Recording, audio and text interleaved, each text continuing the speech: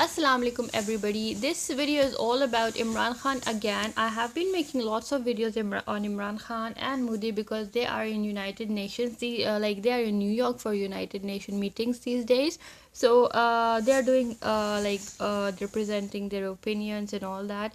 And this video in particular is really interesting, and I'm going to give you guys a fast review on it. So let's begin the video.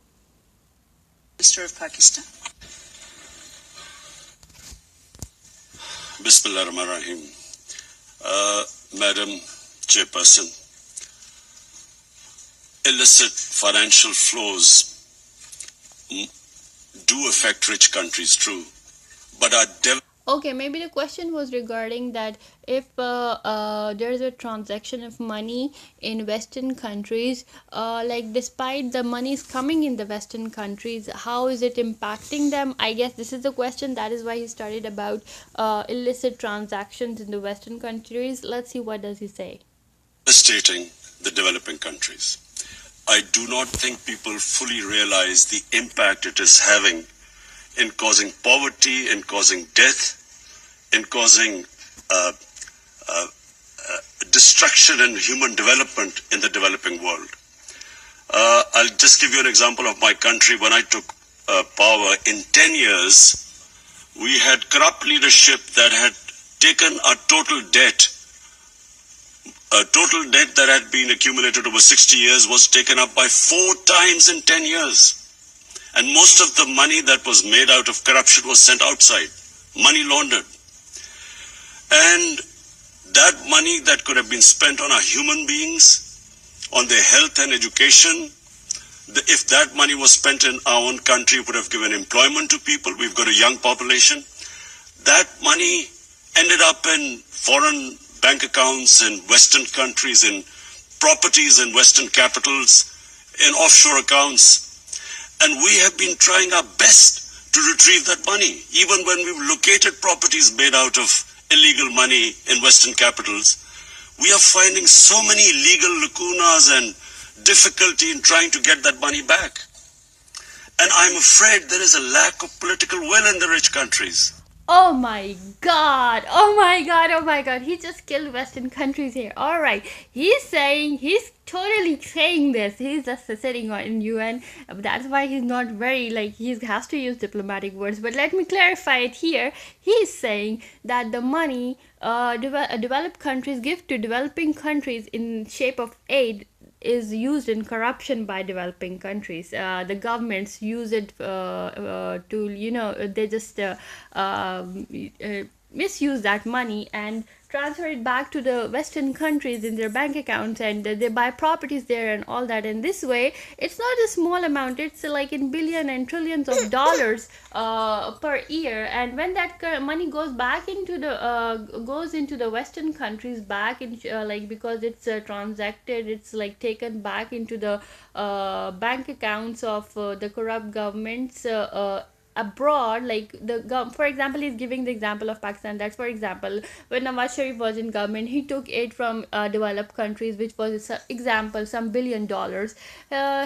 By corruption, he took that money into his account in Pakistan and then transferred it to his other accounts in London and all that places like Switzerland. And I'm talking about different governments and different names and different countries. For this reason, I'm not specifically mentioning anyone because I don't have that data right now, but I'm just trying to explain what he's saying in diplomatic covered terms. This is what he's actually saying, that the Western countries are not interested to give that money back to the country, despite that money is located by the new government of Imran Khan, and that money is literally impossible to get back, despite all the information they provide to the Western countries that this is illegal money taken by the previous government. And then he completely says it so openly that the Western countries do not want to give us that money. That is why they take cover of the law, saying that, oh, you have to do this and you have to prove this and you have to do this.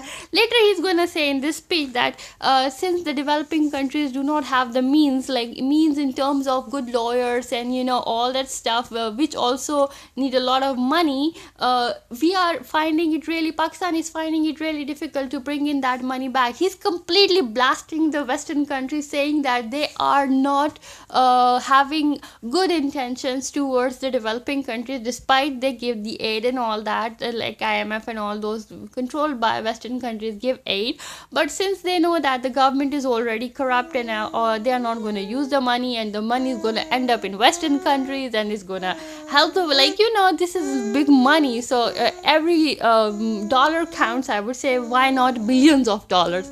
So oh my god, he's completely openly stating that the Western world has no real intention to give this money back. Oh my god, let's see what he goes on saying onwards. Because they gain from it. And the poor countries do not have the resources. We do not have the lawyers. We do not have the infrastructure abroad to actually retrieve that money. And so, two things happen. Not only are we deprived of the resources that belong to us, if we get them back, we will spend on our human beings. But secondly, it is not a deterrent for corruption. So the criminal ruling elites of the developing world keep taking money out of the poorer country. Okay, he is now talking about the impacts of the illegal money taken into the Western countries. First, he says that he thinks like the Western countries are not interested in giving back that money because it helps their economy. Secondly, he says that they are not able, since they are not able to take that money back into the country, they are not able to help the humans in Pakistan and or in the developing countries for that reason. This is something that has been happening for years and years, and since the Western countries are aware of the trend of corruption in developing countries, they find it really amusing, most probably. And because there is not enough of a deterrent, they know that they can get away with it. Okay, now he also mentioned about the deterrence, that if the Western countries would actually do something in giving back that money, the new government coming into the developing countries would always be scared, thinking that, oh my god, if I'm going to do some corruption and if I get caught, the Western countries are going to give all the evidence against me very easily, and that is going to lead me into hell, jail or prison, but since the Western countries are not cooperating, so there's no deterrence, and it keeps on going over and over again when they come back in power.